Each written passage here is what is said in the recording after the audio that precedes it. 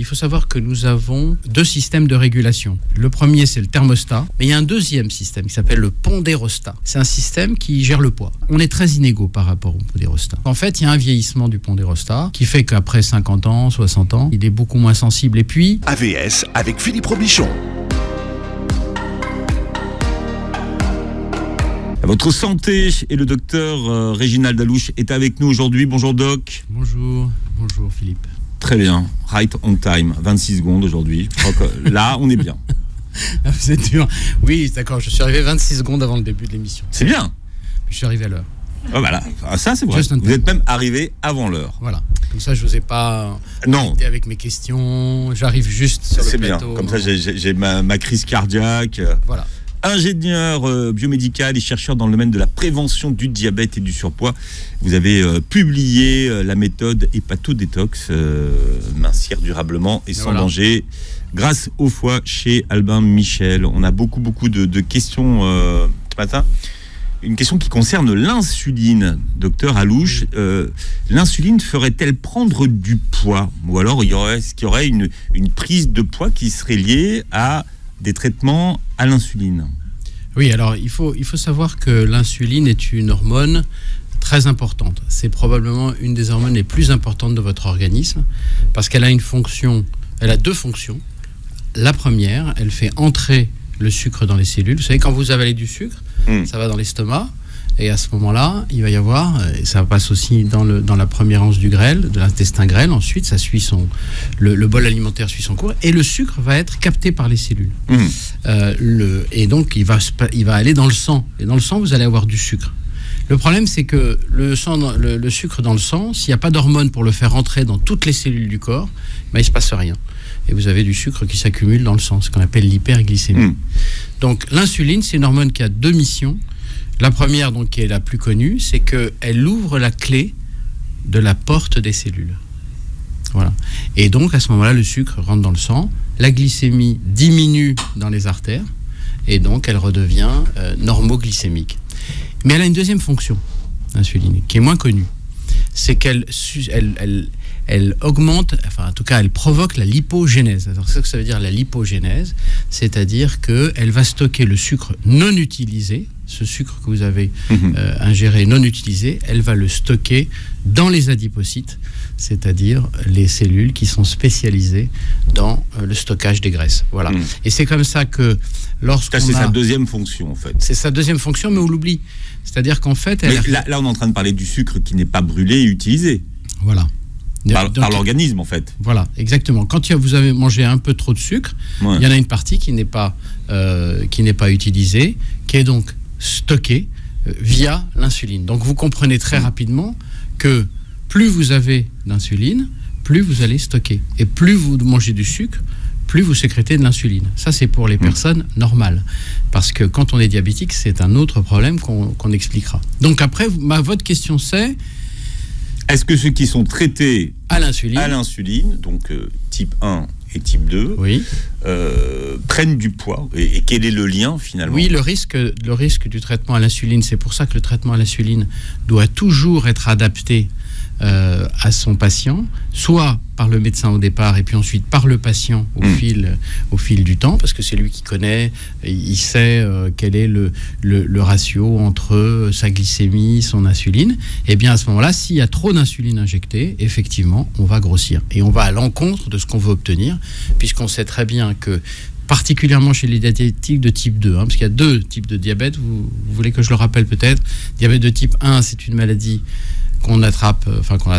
qui se déclenche avant 25 ans. C'est une maladie auto-immune, c'est-à-dire que c'est un enfant qui va faire une infection, qui va faire des anticorps contre son propre pancréas. Et puis, d'ailleurs, il y a un point intéressant, parce que c'est très polémique actuellement. Vous savez qu'en Australie, on s'est aperçu qu'il y a certains virus, comme les rotavirus, qui donnent des diarrhées chez les enfants, les bébés, les nourrissons, ont la même signature antigénique, c'est-à-dire immunologique, que les cellules du pancréas qui font l'insuline. Et donc, quand le bébé va faire ces infections et ces diarrhées à répétition, eh bien, il peut, si génétiquement il est programmé pour cela, il peut faire un diabète de type 1. Donc, c'est un diabète de l'enfance et de l'adolescence. Et là, qu'est-ce qui se passe? On détruit son pancréas, il n'y a plus d'insuline et il faut se piquer. Voilà. D'ailleurs, pour les vaccins, puisqu'on parle souvent des vaccins, les Australiens ont décidé de vacciner tous les enfants contre ce rotavirus. Et d'ailleurs, c'est une proposition qui va probablement être faite en France. Et ils ont diminué entre 17 et 18% le nombre de cas de diabète. C'est-à-dire que les Australiens ont tendance à vacciner rapidement. Voilà. Bon, alors après, on peut rentrer dans les débats sur plein de pathologies. Bon, voilà, exactement. Ça, c'est ce sont les Australiens. Pour revenir sur notre... Et donc, le diabète de type 2. Ouais. Voilà. Le diabète type 2, c'est un diabète qui est plus à l'âge mûr. C'est en gros, il y a aussi une prédisposition génétique. Il y a toujours quelque part une prédisposition génétique, ce qui fait la grande inégalité entre les hommes et les femmes, parce qu'il y a des gens qui mangent n'importe quoi et qui n'ont jamais rien. Donc, enfin, vous connaissez ce. Et ce diabète, c'est pas assez d'exercice et une alimentation inadaptée. Voilà. Et ça, c'est un diabète qui est caractérisé par une glycémie à jeun supérieure à 1,26 grammes par litre, deux fois d'intervalle. Alors, on ne met pas tous les diabétiques de type 2 à l'insuline. Ah non. L'insuline, c'est un traitement... Alors, si vous voulez, il y a aujourd'hui, il y a une vraie coupure dans le traitement du diabète de type 2. Jusqu'à présent, il y avait ce qu'on pouvait appeler une certaine inertie thérapeutique. C'est-à-dire, vous avez un diabète de type 2, vous allez voir votre médecin, vous avez plus de 26 à 15 jours d'intervalle, à 26 grammes par litre, pour la glycémie à jeun. Et à ce moment-là, il vous met avec un traitement, la metformine en général. On commence toujours par la metformine. Pourquoi? Parce que c'est un traitement excellent, sans danger. Il y a parfois des petites intolérances gastro-intestinales, mais ça dure 2-3 jours, puis après ça passe. Et... après, on se dit, au bout de 4-5 ans, la glycémie, on n'arrive plus à la contrôler. On donne un deuxième médicament. Et ainsi de suite. Et à la limite, à la fin... On va graduellement, en fait. Et à la fin, qu'est-ce qui se passe? Pourquoi on met l'insuline, d'après vous, Philippe? À la fin? Pourquoi est-ce qu'on met l'insuline à un moment? Et d'ailleurs, c'est vécu par les diabétiques de type 2. Parce que le diabète est déréglé. Parce qu'en fait, à un moment, à force, avec le temps, votre pancréas qui au début, vous voyez la différence, diabète type 1, il n'y a plus de pancréas. Donc il ne fonctionne plus, quoi. Il ne fonctionne plus, on fait des injections. On n'a pas le choix parce qu'il n'y a pas d'insuline. L'autre diabète, c'est qu'à force d'avoir ce diabète, eh bien le pancréas s'épuise. À force de faire de l'insuline, à un moment, eh bien il sécrète de moins en moins. Il y a même un autre facteur, c'est que souvent on a un foie gras, mais quand on a un foie gras, on a un pancréas gras. Ah, on n'en parle jamais de ça. On n'en parle jamais. Non, vous savez pourquoi? Parce qu'on ne peut pas les voir. On le fait quand on fait des coupes. Donc, quand on a un diabète de type 2, finalement, on finit toujours par épuiser. Si on ne se traite pas, si on n'a pas de traitement, et bien à ce moment-là, le dernier recours, si on ne se traite pas et que si on se traite, c'est un échec, à ce moment-là, c'est le dernier recours. Mais ce dernier recours n'est pas la fin du monde, parce que souvent, il y a des patients qui disent « je suis à l'insuline, je suis foutu, quoi ». Voilà, c'est fini. Non, c'est pas comme ça que ça marche. Parce qu'aujourd'hui, il y a de bonnes nouvelles, c'est que, donc, pas face à cette inertie thérapeutique, il y a aujourd'hui, on est plus sur le mode, on va attaquer le diabète, on va lui taper dedans, et il va pas passer par moi. Donc, on va essayer, dès le début, de donner des traitements très, très adaptés, à de bonnes doses, pour qu'il régresse. Pourquoi? Parce que vous comprenez bien qu'entre 5 ou 10 ans, où il continue à vous ronger, vous avez un traitement, vous avez une glycémie qui est pas mal, ou une hémoglobine glyquée qui est pas mal, et puis, mais il continue à vous ronger. Et qu'est-ce qui ronge? Vous savez pourquoi on a dit que c'était un 26 grammes par litre, le diabète, l'OMS? Non. Pourquoi, d'après vous? Pourquoi? Donc c'est une donnée épidémiologique, l'OMS dit... Pourquoi un 26? Pourquoi un 26? Et pas un 15 ou un 30? Voilà. Tout simplement parce que, globalement, quand on a fait les chiffres épidémiologiques, on s'est aperçu qu'à partir du 26 commence la microangiopathie. C'est quoi la microangiopathie? C'est le moment où le sucre lui-même commence à attaquer les petits vaisseaux, les tout petits vaisseaux. Et vous savez où il y a de tout petits vaisseaux? Il y en a dans les yeux, dans les reins, dans les extrémités, les doigts, et ce qui entoure les nerfs. Voilà. Donc au-dessus d'un 26, vous avez la microangiopathie. Mais il ne faut pas se leurrer, et je suis désolé, ce n'est pas une très bonne nouvelle, mais avoir 1,05 g ou 1,10 g, c'est le début de l'histoire. Et on sait qu'au bout de 5 ans, 7 ans, eh bien, le diabète pourra se déclencher. Donc il faut tout faire. Ça, c'est un message qu'on fait ici depuis. Oui. Et vous m'avez donné la chance de le dire ici. Il faut tout faire pour éviter que le diabète ne s'installe. Tout. Voilà. 1,10 g, c'est pas faites attention au sucre. Non. 1,10 g, c'est une indication. Mais alors pourquoi donc cette insuline qu'on prendrait en traitement donc ferait-elle grossir?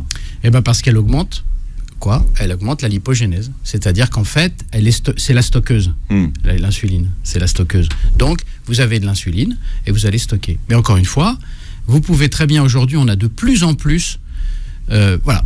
Prenons le cas d'un patient qui a un diabète depuis 15 ans, qu'on n'arrive pas à stabiliser, et qu'est-ce qui va se passer?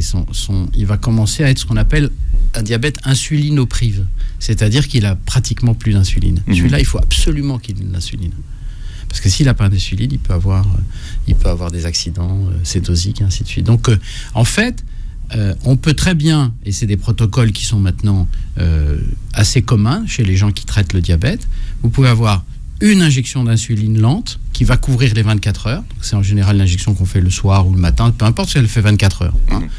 Et si vous voulez, c'est une insuline, c'est une injection d'insuline qui simule la réalité. C'est-à-dire qu'on a toujours une dose de fond qu'on va avoir toute la journée et toute la nuit, et qui va permettre, et dessus, dans la journée, on donne les traitements classiques du diabète de type 2. Vous voyez ce que je veux dire? C'est pas le plaquage du traitement du diabète de type 1, on donne une injection plus 3 dans la journée.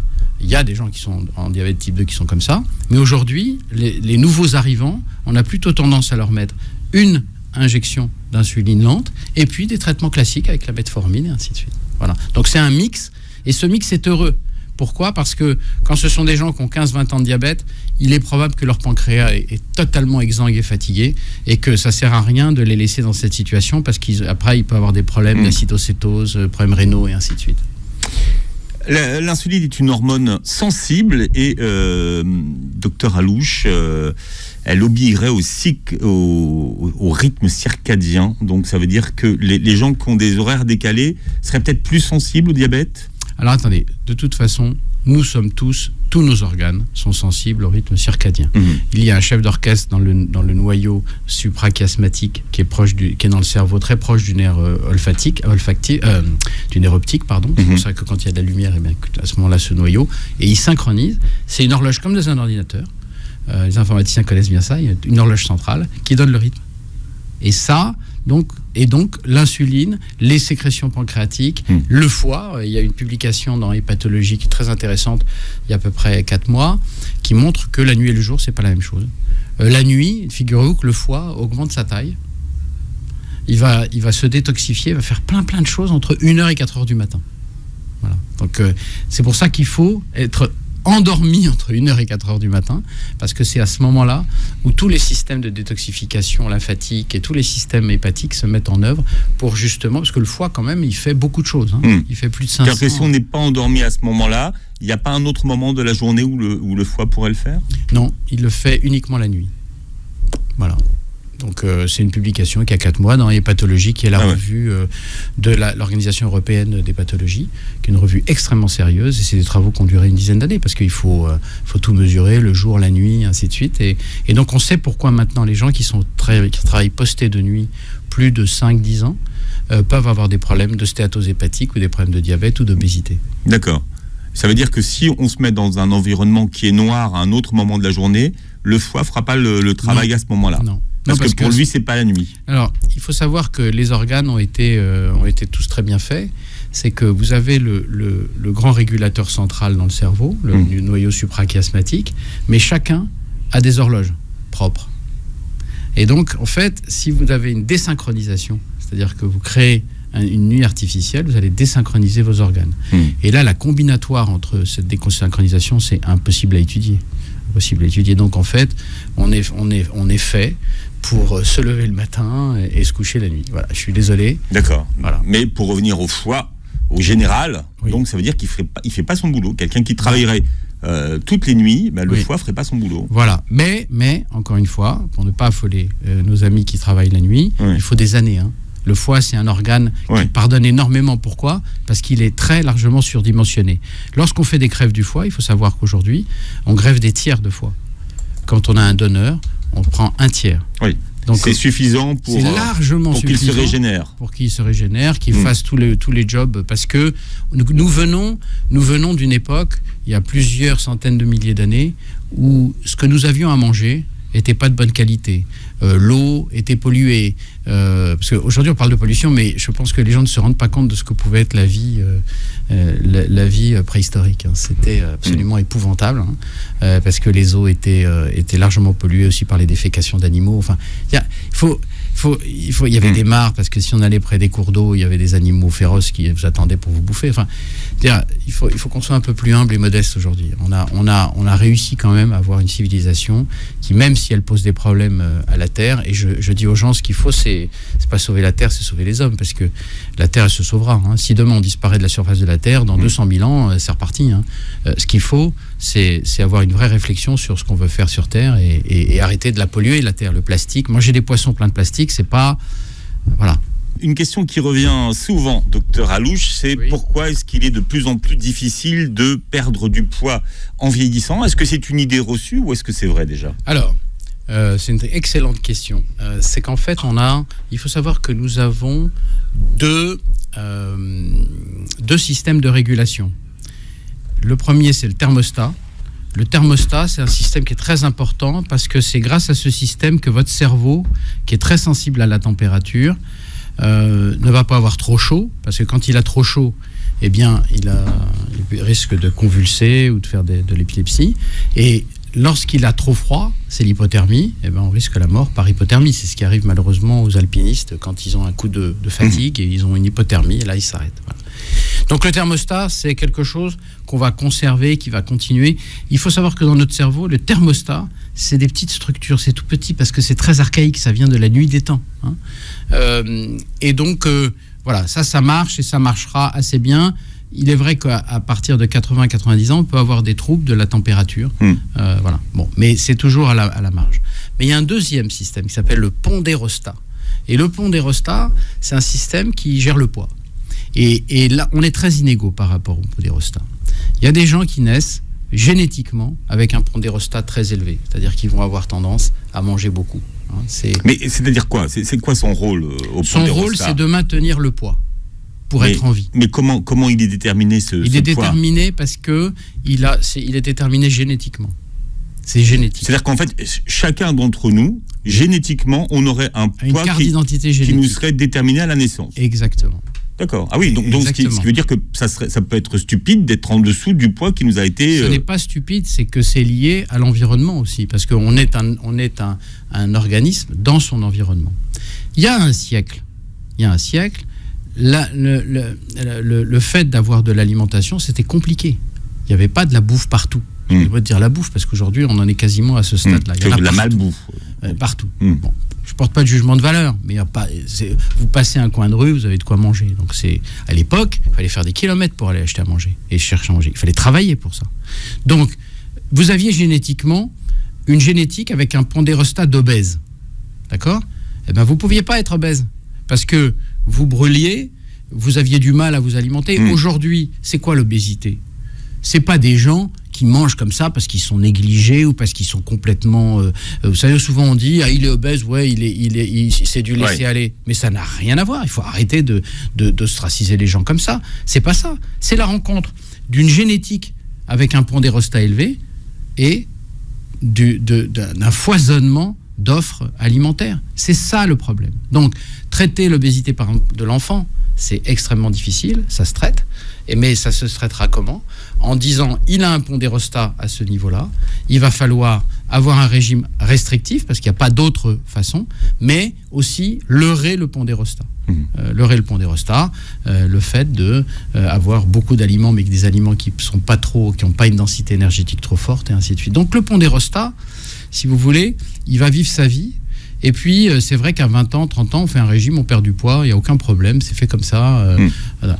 Mais quand on perd du poids, on est où par rapport à notre pondérostat ? Notre pondérostat, il va s'adapter par rapport à ça. C'est-à-dire que peut-être qu'on avait un poids un peu trop important parce qu'on allait au-delà du pondérostat. Si vous buvez de l'alcool, l'alcool, c'est très calorique. Donc vous êtes en deçà de vous êtes au-dessus de votre pondérostat. Si vous arrêtez de boire de l'alcool, d'ailleurs souvent, il y a 3 lettres que j'utilise souvent surtout chez les hommes de 50 ans. Vous faites le régime PVF. Vous connaissez le régime PVF? Non, j'aime bien l'idée.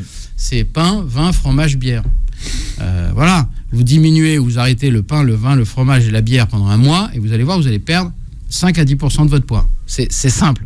Alors tout le monde dit c'est facile, c'est pas si facile que ça. Parce que le fromage ça se mange avec du pain, avec un petit coup de rouge et ainsi de suite. Voilà. Donc et puis le pain ça se mange comme ça. Et le pain ça se mange avec le pain. Je sais que le pain c'est terrible. Le pain c'est terrible. Pourquoi? Parce que qu'est-ce que c'est que le pain? Le pain vous savez ce que c'est? C'est de l'amidon, donc du sucre fermenté. C'est-à-dire que c'est déjà prêt à être absorbé. Donc le pain c'est des calories. Voilà, c'est simple. Cherchez pas à négocier. Cherchez pas à négocier. Donc si vous le mangez le matin, c'est bien, parce que le matin, tout ce qui est mangé le matin est brûlé, parce que vous allez... voilà, tout ce qui est mangé le soir est stocké. Voilà. C'est simple, c'est assez bête. Bon, alors notre pondérostat, quand on est jeune, il fonctionne. Et après, qu'est-ce qui se passe en vieillissant? Pourquoi est-ce que finalement, quand on essaye de se mettre au régime et de perdre du poids, c'est de plus en plus dur? Parce qu'on a des sécrétions hormonales différentes. On a aussi le cerveau qui vieillit un petit peu. Donc il n'a plus la même fraîcheur, on va dire, que lors de notre jeunesse. Il y a moins d'hormones de croissance aussi.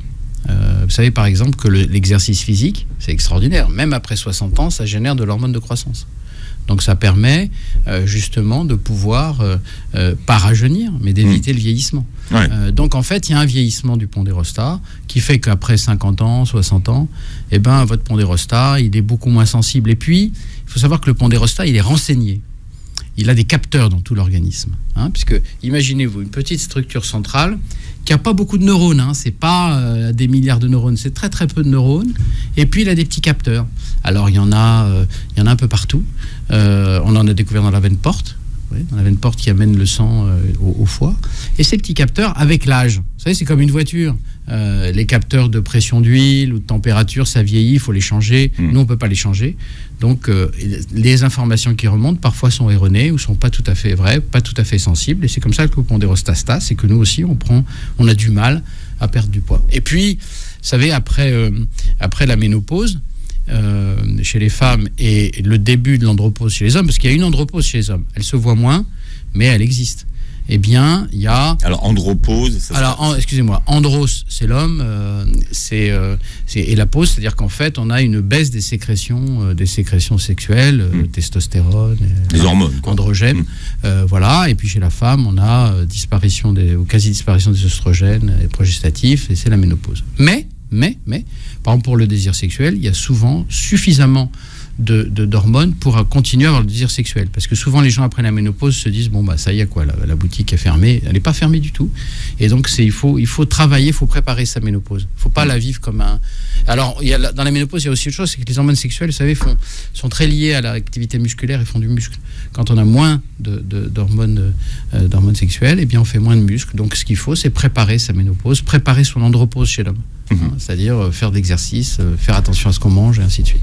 Alors, j'ai trouvé un autre terme, c'est l'adipostat.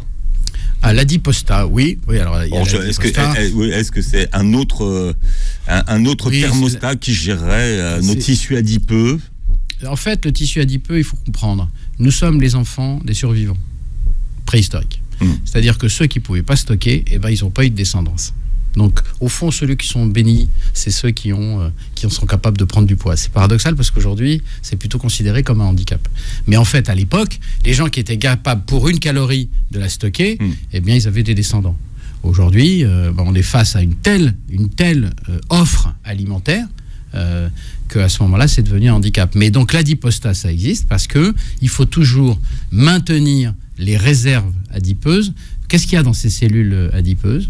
Eh bien, il y a des graisses, des acides gras, en fait, qui sont issus. C'est le foie qui transforme le sucre en acide gras, ou qui prend les graisses et qui les stocke aussi également dans le tissu adipeux. Ce sont nos réserves de vie qui fait que s'il y a une famine, à ce moment-là, on peut vivre sur nos réserves avec un peu d'eau et quelques liquides. Vous voyez, c'est franchement très bien fait, mais on est passé d'une économie de survivants et de gens se battant pour l'alimentaire à une économie de trop.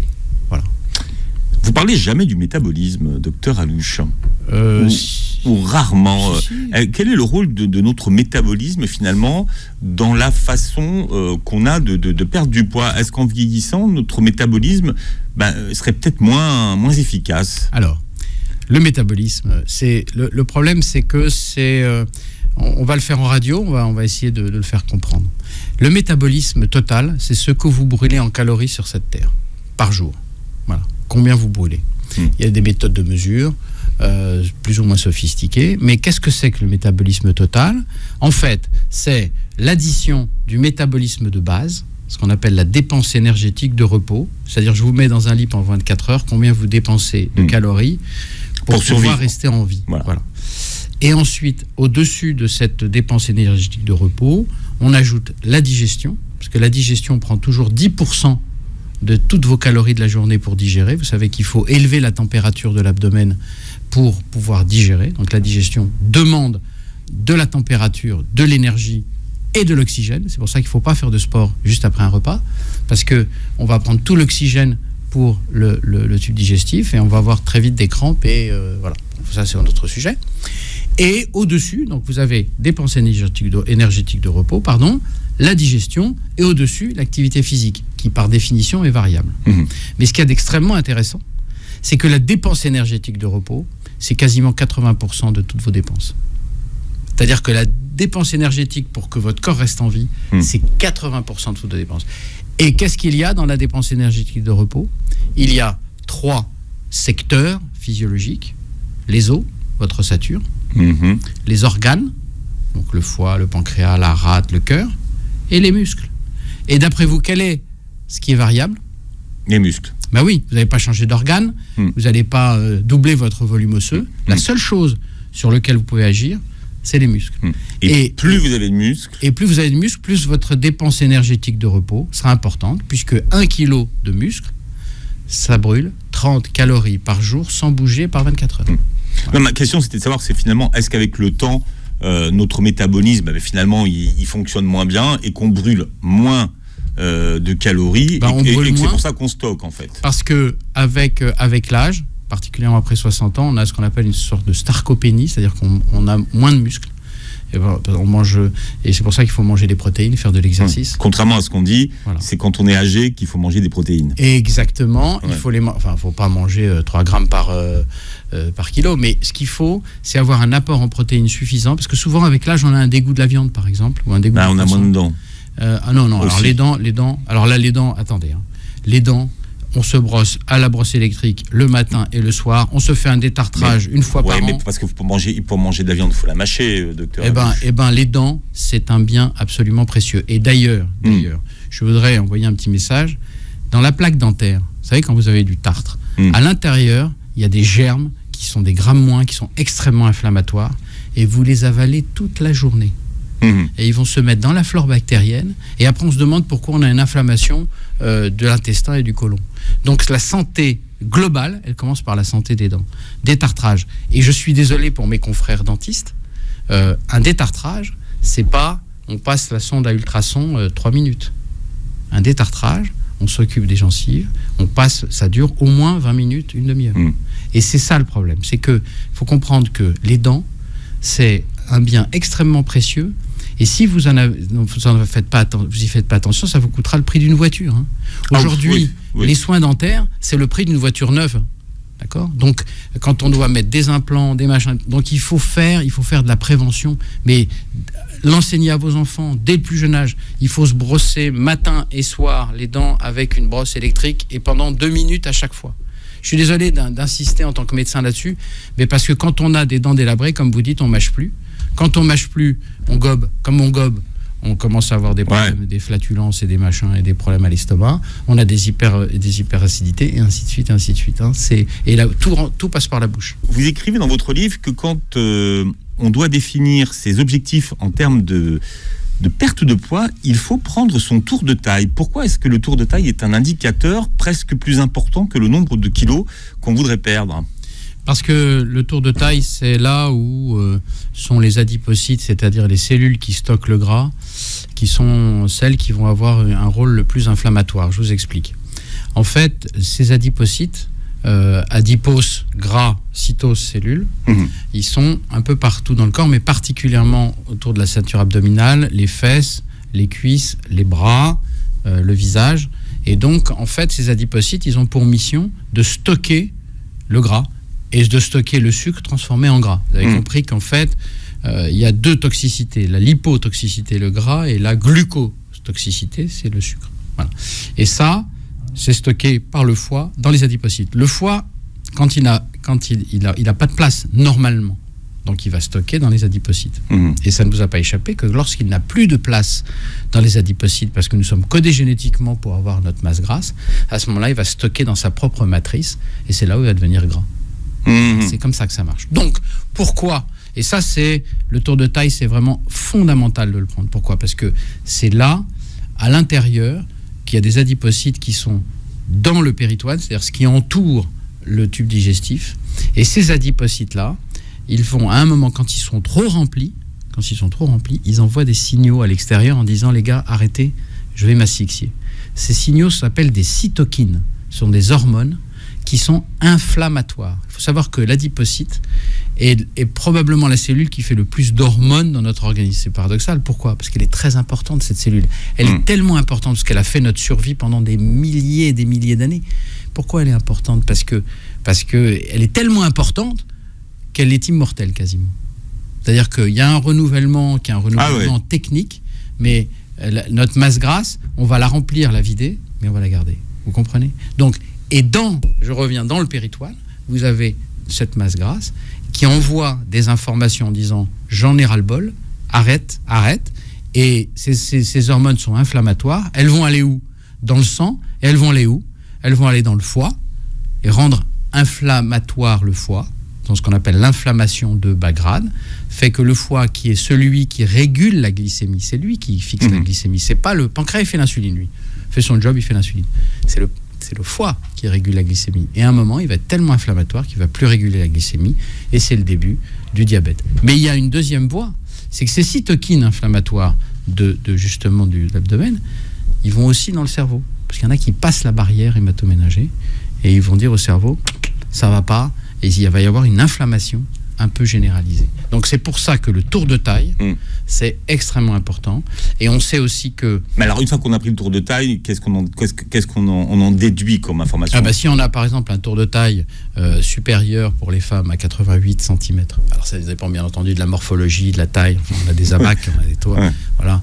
Et pour un homme, en gros, supérieur à 98, on va faire rapide, puisque même si les Américains réduisent encore ces tailles, on sait qu'il y a des risques qui sont liés, des risques cardiovasculaires, hypertension, des risques de diabète, des risques de maladies métaboliques. Et donc, pourquoi ? Parce que ces mêmes cytokines, elles ont aussi des propriétés hypertensives. C'est-à-dire qu'on sait très bien qu'une partie de l'hypertension est liée au tour de taille. Alors, question des auditeurs. Haricots, pois chiches, lentilles, légumes secs, docteur Alouche, en conserve, est-ce que c'est une bonne solution ?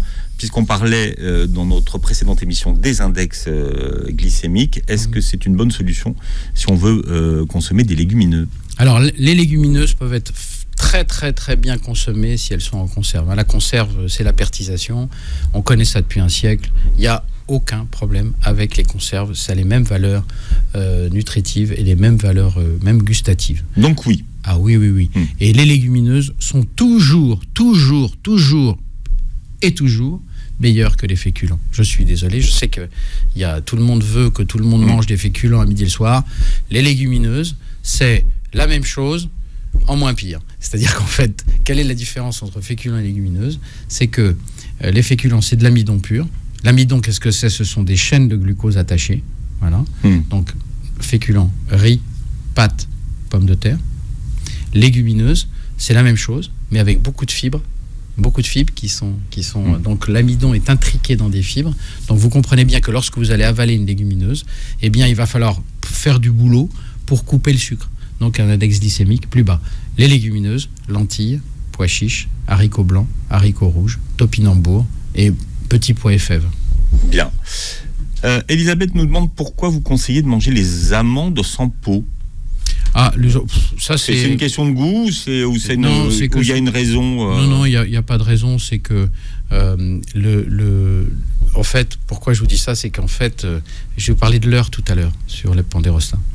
En fait, prenez une amande, mangez-la, croquez-la, avalez-la. Prenez la même amande et mangez-la comme si vous rongiez vos ongles, comme ça.